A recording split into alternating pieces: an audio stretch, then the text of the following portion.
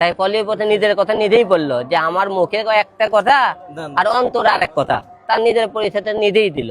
তার হিরো আলম এখন মিথ্যা আশ্বাস দিয়েছে, এরকম অদর্শ লোক মিথ্যা আশ্বাস দিয়ে চলচ্চিত্রটাই ধ্বংস করে দিতে। আসলে আপনারা সবাই বলছিল শিল্পী সমিতির সদস্য পদবি, আপনারা নিজেরা শুনছেন। পলি আপা কিন্তু এর আগে একটা আপনার ভিডিও দেখছিলেন, পলি আপার সাথে দেখা হয়েছিল এখানে যে আলম তুমি শিল্পী সমিতির সদস্য পদ নেও না কেন? তো এখন কোনো আপনারা তো দেন না, কোথায় শিল্পী সমিতি টাকা জমা দাও।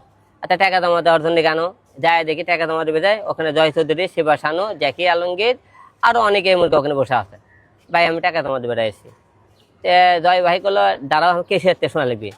আমি ডিএটা ভাই ফোন দিলাম, ভাই টাকা জমা দেবে আইছি। ডিএটা ভাই করছে আমি একটু এতেছি, তুমি কমল পাটের ফোন দাও। কমল পাটের ফোন দিলাম। এটা সাংবাদিকের 2-1 সাক্ষী আছে এখানে, যেদিন আমি আসি নাকি কোন ভাই। তারপরে ফোন দিলাম, করছে ভাই হলো যে আমি তো কেসের আলম, আমার তো ক্ষমতা বেশি নাই, তুমি সভাপতির সাথে ফোন দাও।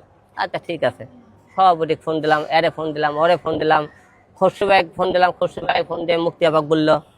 তারপরে সবাইকে ফোন দিল, দেওয়ার পরে মনে করেন তারা মনে করেন সদস্য পদ দিল না। আমি তাদের কাছে কিন্তু এমন কোনো লোক নেই তাদের কাছে যায়নি। অথচ দেখেন ডিএপি টাইপের মেয়ে একটা শিশু শিল্পী থেকে কিন্তু শিল্পী সদস্য পদ পেল।